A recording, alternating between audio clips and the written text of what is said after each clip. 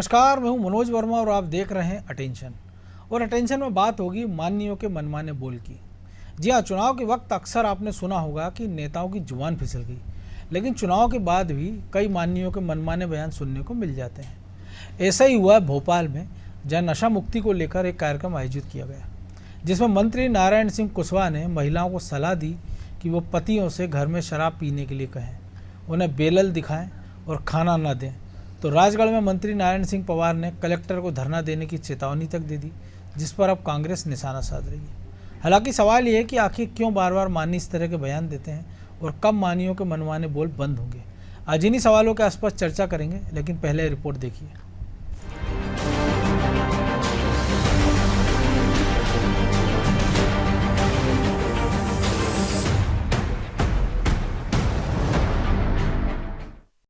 माता बहनें चाहें कि मेरा पति दारू ना पिए, उसको पहले तो उसे इस तरीके से बताएं कि आप बाजार में कहीं मत पियो। अभी वो आपसे मैं देख लूंगा, आप तो ले आओ, वो खाना खाओ, बाहर निकलोगे ना मेरे सामने पियो। साइड से जो नाला गया है सामने पिएंगे, उनकी लिमिट कम होती जाएगी। आगे की तरफ 3 से खड़ा ना, धीरे धीरे वो बंद के कगार पे आ जाएगा। उसे शर्म ये आएगी कि मैं अपनी पत्नी या बच्चों के सामने शराब पी रहा हूँ। शराब छुड़ाने का इससे अजीबोगरीब तरीका शायद ही आपने कभी सुना होगा, लेकिन मोहन सरकार में सामाजिक न्याय मंत्री नारायण सिंह कुशवाहा महिलाओं को सलाह दे रहे हैं कि ऐसा करोगी तो उनके पति शराब पीना छोड़ देंगे। माननीय ने तो ये तक कह दिया कि शराब पीने वालों को महिलाएं बेलन भी दिखाएं, उन्हें खाना बना के ना दें। उन्होंने ऐसी महिलाओं का भी जिक्र किया जो सामाजिक संस्कारों के कारण ऐसा नहीं कर पाती हैं। लेकिन मंत्री जी पूरे मूड में थे। उन्होंने उपदेश देते हुए कहा कि गलत काम रोकने के लिए संस्कार आड़े नहीं आना चाहिए, इसलिए महिलाएं कम्युनिटी बनाएं, बेलन गैंग बनाएं। समिति बना करके जितने नशे करने वाले लोग हैं, आप सभी लोग जब उन्हें बेलन दिखाने का काम करेंगे, कई महिलाएं इस पर घबराती हैं कि हम कैसे बेलन सामाजिक रूप से सामने सबके सामने बताएंगे। पर ये अगर कहीं किसी ने काम किया है वो ये काम, तो उस जगह शराब से मुक्ति भी हुई है। एक मंत्री का इस तरह से अटपटी सलाह देना थोड़ा अजीब जरूर है, लेकिन वो अकेले ऐसे मंत्री नहीं हैं जो कहीं भी कुछ भी कह रहे हैं। राज्य मंत्री नारायण सिंह पवार की हट का भी एक वीडियो वायरल हो रहा है, जिसमें वो कलेक्टर से राजगढ़ जनपद सीओ को सस्पेंड करने की बात कर रहे हैं और ऐसा नहीं करने पर कलेक्टर को धरने पर बैठने की चेतावनी तक दे दी है। मंत्री हूँ, इस प्रदेश की सरकार का हूँ, मैं कह रहा हूँ सस्पेंड करो। देखो कमिश्नर बाबा जी, मेरी शिकायत। इधर मंत्रियों के अजीबोगरीब बयान वायरल हुए तो कांग्रेस नेता को भी घेरने का मौका मिल गया। कांग्रेस इन बयानों को बेतुका बता रही है और घरेलू हिंसा को बढ़ावा देने के आरोप लगा रही है। कि मंत्री जी ने बहुत ही बेतुका बयान दिया है। उन्होंने जिस तरीके से कहा है, यदि आप नशा मुक्ति करना चाहते हैं तो नशा मुक्ति के लिए आपको शराबबंदी करना चाहिए। आप शराब को बढ़ावा दे रहे हैं। दूसरी तरफ रेवेन्यू अगर आपको इकट्ठा करना है तो वो दूसरी तरीके से कीजिए। आप महिलाओं को यदि ये सलाह दे रहे हैं कि वे घर में बैठाकर पिलाएं और बेलन तैयार रखें, तो ये तो आप घरेलू हिंसा को बढ़ावा देने का काम कर रहे हैं, क्योंकि मध्य प्रदेश में वैसे ही घरेलू हिंसा के मामले सबसे ज़्यादा हैं और घरेलू हिंसा का कारण भी नशा है। एक कहावत है कि तोल मोल के बोल होते बोल बड़े अनमोल। खैर, माननीयों को इससे क्या लेना देना, क्योंकि जिस तरह के बयान मंत्रियों ने दिए उससे तो यही लग रहा है कि जो मुंह में आए सो बोल दो। हालांकि इस तरह की बयानबाजी कोई नई नहीं है, अक्सर माननीयों की जुबान फिसल जाती है और शायद इस बार भी ऐसा ही हुआ होगा। ब्यूरो रिपोर्ट, अनादि टीवी।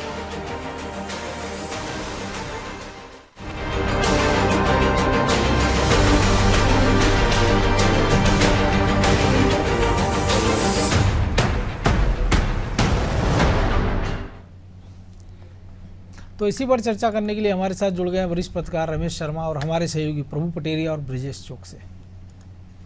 वो स्वागत है शर्मा जी आपका।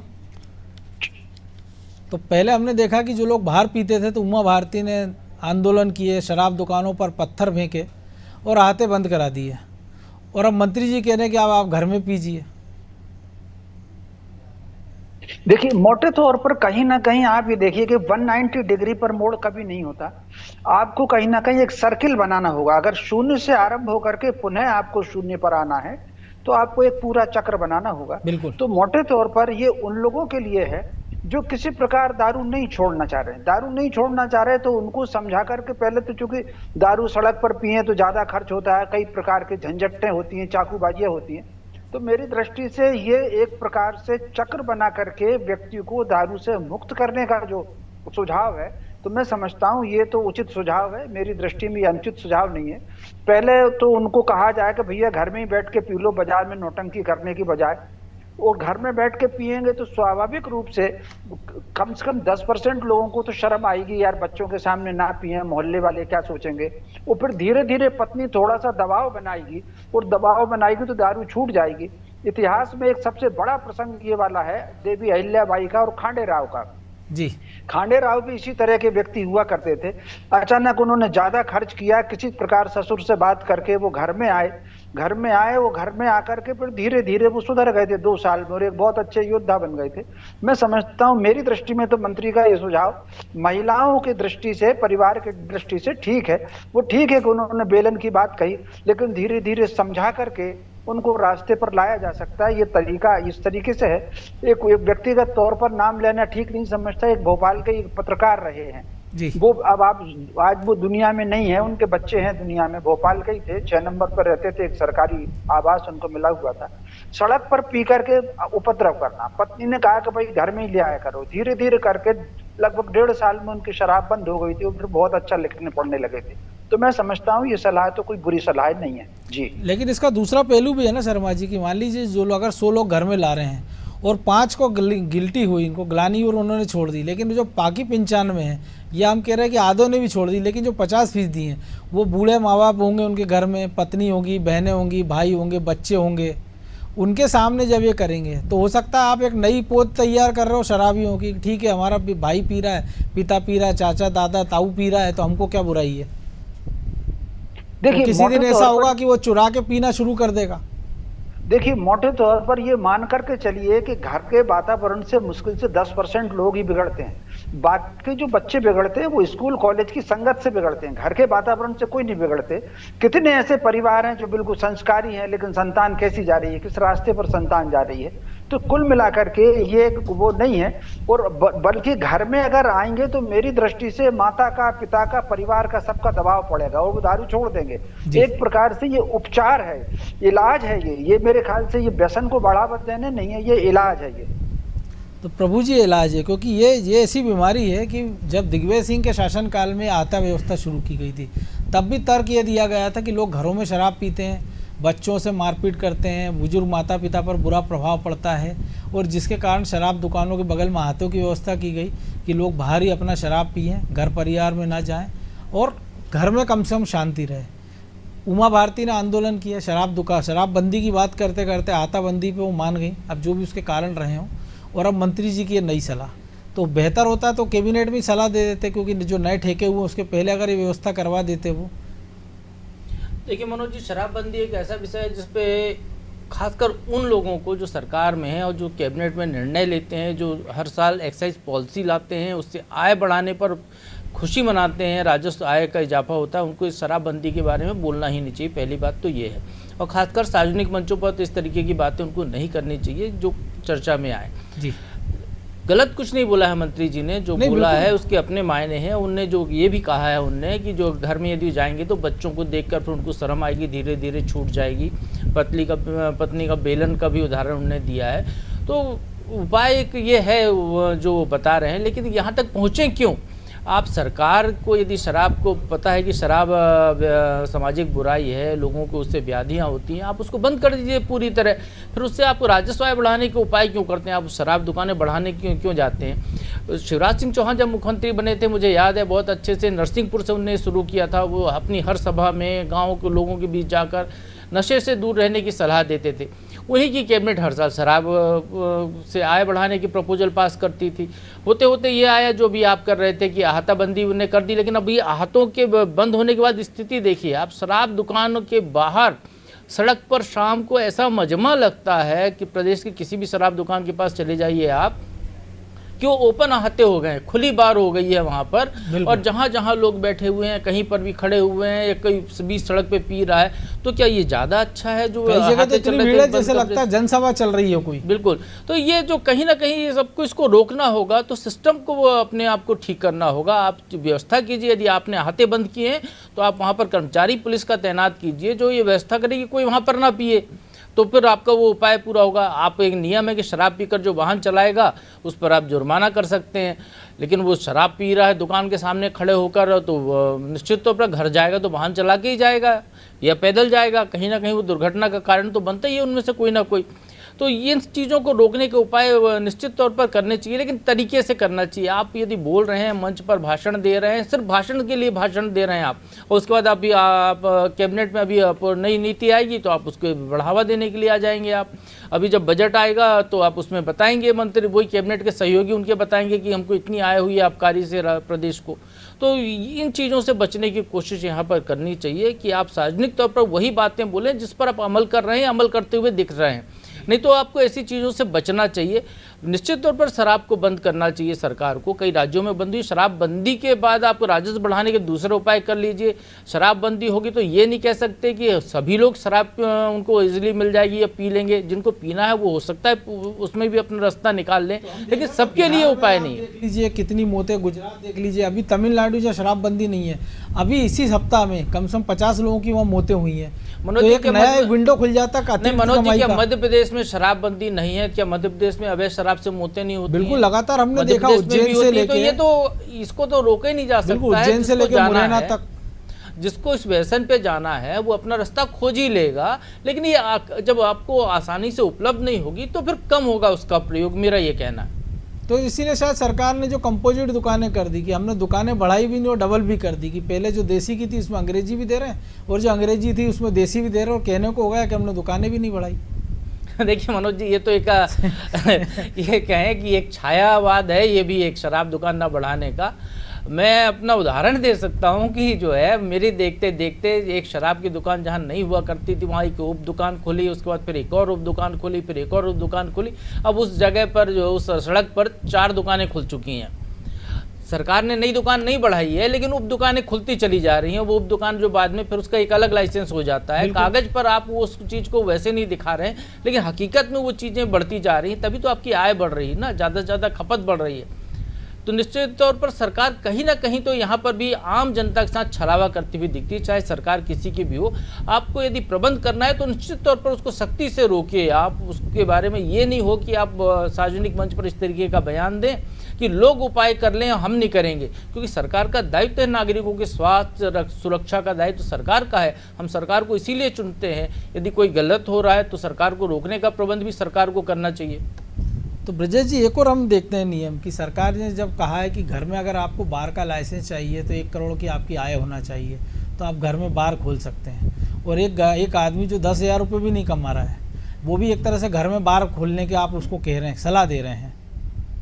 देखिए मनोज जी, ये सलाह तो वैसी है जैसे कि कोई व्यवसायी हो और व्यवसाय कर रहा हो। सरकार कोई व्यवसायी नहीं है, सरकार है लोगों के हित की काम करने में। जो प्रभु जी ने कहा, स्वास्थ्य की रक्षा करने की, स्वास्थ्य पे ज़्यादा, शिक्षा पे और सुरक्षा पर उसको ज़्यादा ध्यान देना चाहिए। तो आप देखिए, एक तरफ कोर्ट कहता है कि शराब पीकर इतने हादसे होते हैं, तो क्या उस दिशा में कदम बढ़ा है? आप कह रहे हैं नशा मुक्ति की बात कर रहे हैं, तो नशा मुक्ति केंद्र कितने बढ़ गए हैं उस पर भी बात होनी चाहिए। हमने देखा एक एसपी थे भोपाल में, उन्होंने एक अभियान चलाया नशा मुक्ति के लिए मनोज जी। तो घर वाले माँ बाप इतने प्रताड़ित हो गए थे अपने बच्चों से कि उन्होंने कहा इनको जेल भेज दिए। बहुत सारे ठीक हो गए थे उसमें, कुछ लोग ठीक भी होना चाहते हैं। अब आप एक तरफ दुकानें बढ़ाते जा रहे हो, एक तरफ कह रहे हो कि आप घर में बेलन लेके खड़े हो जाइए। तो जो कांग्रेस की प्रवक्ता कह रही है, निश्चित तौर पर गृह क्लेश के मामले ज़्यादा आ जाएंगे, झगड़े होंगे। आप देखिए, जो पीकर बाहर अंदर घर में जाता है, कितने मामले ऐसे आते हैं, अधिकांश होते हैं मारपीट के, घरेलू हिंसा के मामले होते हैं कि शराब पीकर पत्नी के साथ मारपीट की, माँ बाप के साथ मारपीट की। तो ये मामले कैसे रुकेंगे? जो प्रभु जी कह रहे थे कि या तो आप शराबबंदी कर दीजिए, ये तो वैसा ही हुआ कि आप पॉलीथीन पर आपने उत्पादन पर बैन नहीं लगाया, लेकिन दुकान पर जाकर आप चालान बना रहे हो। वो बनाने वाला बना रहा है, बेचने वाला बेच रहा है। माइक्रोन की बनेगी नहीं तो बिकेगी कैसे? आप जब बना रहे हो, जब आपको पता है कि ये सामाजिक बुराई है, तो आप जो बन रही है वहीं से बंद कर दीजिए ना। आप देखिए कि फैक्ट्री में आप देख नहीं रहे हो कि बच्चे काम कर रहे हैं, वो बच्चे जिस फैक्ट्री में काम कर रहे होंगे उन पर क्या वो बीत रही होगी और वो किस तरह से उसमें लत के शिकार नहीं होंगे, इसकी क्या गारंटी है। तो जो बन रही है वो किस पैमाने की बन रही है। जो मौतों की बात कर रहे हैं, जब मौतें होती हैं तो वो भी जिम्मेदारी है ना कि अभी शराब कहीं बंद तो नहीं रही सरकार की नाक के नीचे बन रही ना। वो उस सिस्टम को ठीक करने की जरूरत है। आप एक तरफ कहते हो कि शराब आप आहते मत पीजिए, लेकिन भोपाल के आसपास के ढाबों पर चले जाइए, अवैध आहते खुल गए, तो आपको राजस्व की नुकसान भी हो रहा है और एक तरफ आप पी के आप देखिए हादसे भी हो रहे हैं। तो उनको परमिशन किसने दी? आपका आबकारी विभाग क्या कर रहा है? आप जाके देखिए किसी भी ढाबे पे बैठ जाइए आप, 100 रुपये, किसी 200 रुपये, 300 रुपये अस्थायी आहते खोल रखे हैं लोगों ने, और वहाँ से हादसे होते हैं लगातार। आप मिसरौद रोड पर देख लीजिए, आप रायसेन रोड पर देख लीजिए, आप इंदौर रोड पर देख लीजिए। तो ये जिम्मेदारी किसकी? सिर्फ आप कहने के लिए, लोकप्रियता हासिल करने के लिए नए नए तरह के वो करते हैं कि आप समाज में जागरूकता लाना चाहिए। तो जागरूकता के लिए अभियान कौन से चला है? जो शराब से आप राजस्व कमा रहे हो उसका ऐसा कौन सा हिस्सा आपने, कौन सी इतनी मद बना दी कि जागरूकता अभियान में खर्च करेंगे? हम स्कूलों में बच्चों से लेके नई पीढ़ी को ये शिक्षा देंगे कि शराब और सिगरेट किस तरह से जहर है आपके लिए। तो शिक्षा व्यवस्था में आपने कोई किया कि जागरूक करो आप आदमी। एक तरफ आप राजस्व की वजह से बंद नहीं कर रहे, तो जागरूक करने के लिए क्या दिशा में आप आता है? सड़क सुरक्षा सप्ताह है, मान के चलिए आप 7 दिन आप बढ़ेगा जागरूकता करेंगे, गुलाब का फूल देंगे, लेकिन क्या आपके एजुकेशन व्यवस्था में ऐसा है कि सड़क पर चलना कैसे, हादसे कैसे रोके जा सके? तो शराब सिगरेट की नुकसान क्या है? स्कूल के पास में आपने नियम बना दिए, एक धार्मिक स्थलों के पास नहीं होने चाहिए, स्कूल के पास में नहीं होना चाहिए, लेकिन आंदोलन करते हैं लोग, इसके बावजूद आप उसको बदलते नहीं हो। क्यों नहीं बदलते हो? जब महिलाओं की आधी आबादी, आप उसमें नियम रखते हो कि आधी आबादी बोले, 50% महिलाएं बोले, तो आप कहीं ना कहीं वो कहते हैं ना हाथी के दांत दिखाने के और खाने के और, तो आप वही नीति अपना रहे हो कि आप कह रहे हो कि हम ये बुराई है इसको खत्म करना चाहते हैं, लेकिन फिर चाहते हो कि घर वाले खत्म करें। तो फिर सरकार का क्या दायित्व? सरकार बनाती जाए, दुकानें बढ़ाती जाए और लोगों से कहती रहे, घर वालों से कहती रहे, महिलाओं से कहती रहे कि आप रोकिए, बेलन पकड़ लीजिए, घर में मत घुसने दीजिए या घर में बैठ के पिलाइए। तो निश्चित तौर पर अगली पीढ़ी को आप क्या संदेश देना चाह रहा हो? जिस घर में बैठ के यदि कोई शराब पिएगा तो निश्चित तौर पर उसके दुष्प्रभाव भी देखेंगे। जिस तरह से वैसा ही हुआ ना, जैसे आपने दिग्विजय सिंह शासन में आहते खोले तो आपने कहा कि इसलिए कि घर में झगड़े ना हो, और जब आपको आहते बंद करना थी तो आपने सोचा कि चलो इसलिए बंद कर रहे हैं क्योंकि घर में बैठ के पिएगा आदमी तो वो उसको शर्म आएगी। यदि शर्म आ रही होती तो पीता ही नहीं हो, पी के घर ही नहीं जाता। बिल्कुल। तो शर्मा जी, एक और चीज़ जो ब्रजेश ने जिक्र किया उसको आगे बढ़ाएं, क्योंकि जब भी शराब के ठेके होते हैं तो खबरें आती हैं कि स्कूल के पास खुल गए हैं, मंदिर के पास खुल गए हैं, गर्ल्स हॉस्टल के पास है, कॉलेज के पास, लंबे लंबे आंदोलन चलते हैं, लेकिन होता जाता कुछ नहीं है। लेकिन जैसे शराब व्यापारी को थोड़ा नुकसान होने लगता है, इसी भोपाल में हम देखते हैं कि मेट्रो के कारण एक रास्ता बंद होता है तो सरकार एक ही सप्ताह के अंदर उसकी दुकान दूसरी जगह शिफ्ट करा के एक नई व्यवस्था उसकी एक चौराहे पर खुलवा देती है एक दुकान, कि उसको राजस्व की हानि नहीं होना चाहिए। लेकिन अगर पब्लिक चिल्ला चिल्ला के मर जाए आंदोलन कर करके, लेकिन वो शराब दुकान अगर स्कूल कॉलेज मंदिर के आसपास है तो वो नहीं हटती है। और दूसरा ये भी किस तरह से गुंडा स्क्वाड चलते हैं शराब। अभी हाल ही में भोपाल में एक मर्डर हुआ, ऐसे कई तमाम सारे हम देखते हैं। देखिए, मोटे तौर पर इसमें कोई शक नहीं कि शराब से समाज को जो नुकसान है उसकी तो कल्पना की ही नहीं जा सकती।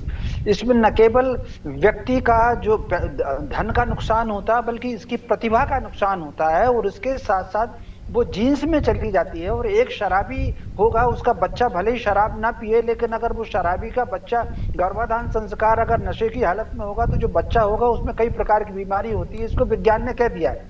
लेकिन इसका काम, मेरी दृष्टि में इसका काम सामाजिक जागृति से, सामाजिक संस्कारों से होगा।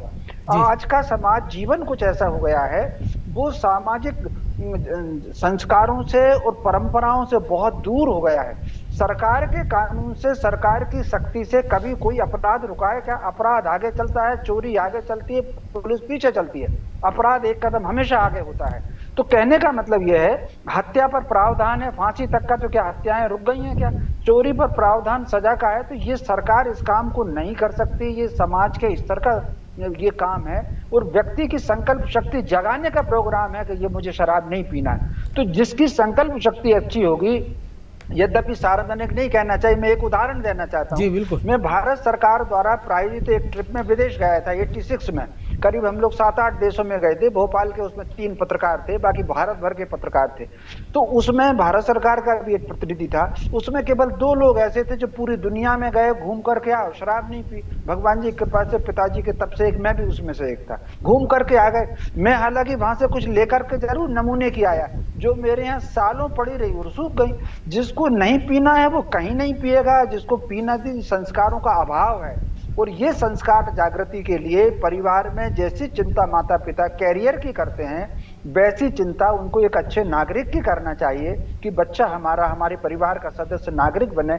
और व्यक्ति अगर शराब छोड़ेगा तो वो सरकार के कानून से नहीं छोड़ेगा, वो परिवार के दबाव से कानून वो शराब छोड़ सकता है। वो ठीक है कि उन्होंने बेलन का उदाहरण दे दिया कि बेलन ले खड़े होइए, लेकिन कहीं ना कहीं इसके लिए परिवारों को जागरूक होकर के अपने परिवारजन पर दबाव बनाना चाहिए कि आप किस तरीके से आप शराब छोड़ सकते हैं। ये आपको दबाव बनाना ही पड़ेगा।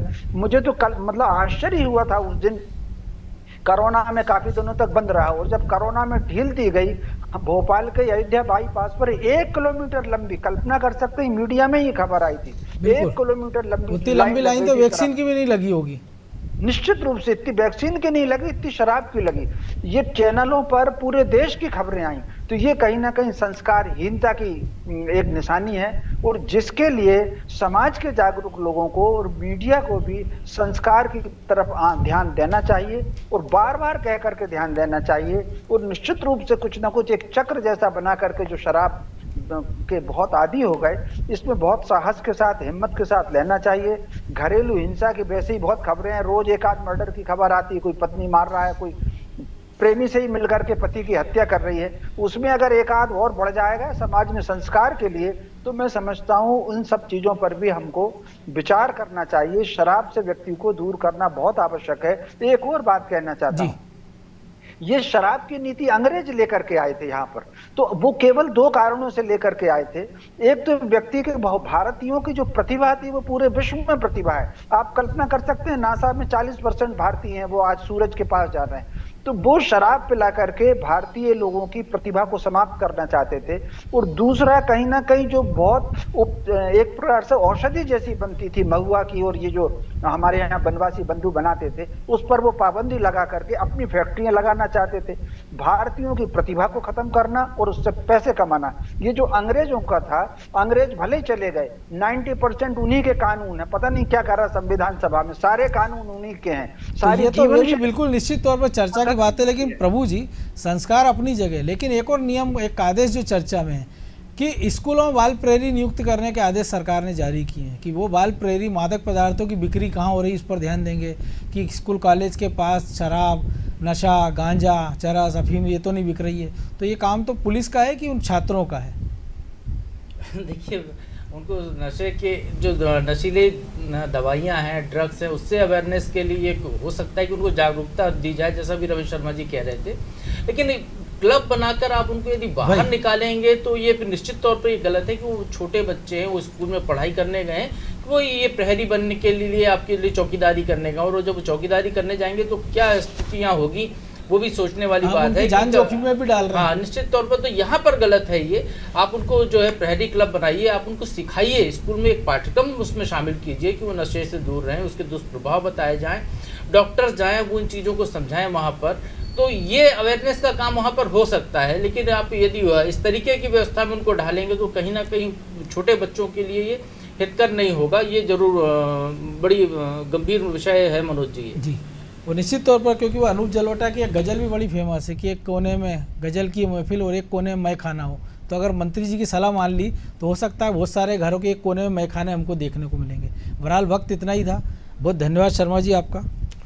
तो निश्चित तौर पर माननीयों के मनवाने बोले हैं कि आपने बोल दिया, लेकिन इस बोल के क्या प्रभाव पड़ना है और क्या दुष्प्रभाव है, उस पर भी विचार करना चाहिए। केवल ये कि किसी भी अपराध को रोकने या किसी गलत प्रवृत्ति को रोकने का ये तरीका नहीं हो सकता है कि वो काम आप घर में कीजिए, क्योंकि तमाम सारी गलतियां हम इस कानून में देखते हैं, कई सारी घरेलू हिंसा के मामले देखते हैं। और ऐसे में अगर आप ये सलाह देने लगे और कल को कोई घर में शराब पिए और पत्नी उसकी अस्पताल में जाए या उसकी पत्नी उसके खिलाफ रिपोर्ट लिखाने जाए, और अगर वो व्यक्ति फिर मंत्री के बयान का हवाला दे दे कि भैया मंत्री जी ने मुझे तो सलाह दी थी कि घर में जाकर शराब पियो, तब फिर क्या होगा, इस पर भी सरकारों को विचार करना चाहिए। अटेंशन में आज इतना ही, मुझे दीजिए इजाज़त और आप देखते रहिए अनादि टीवी। नमस्कार।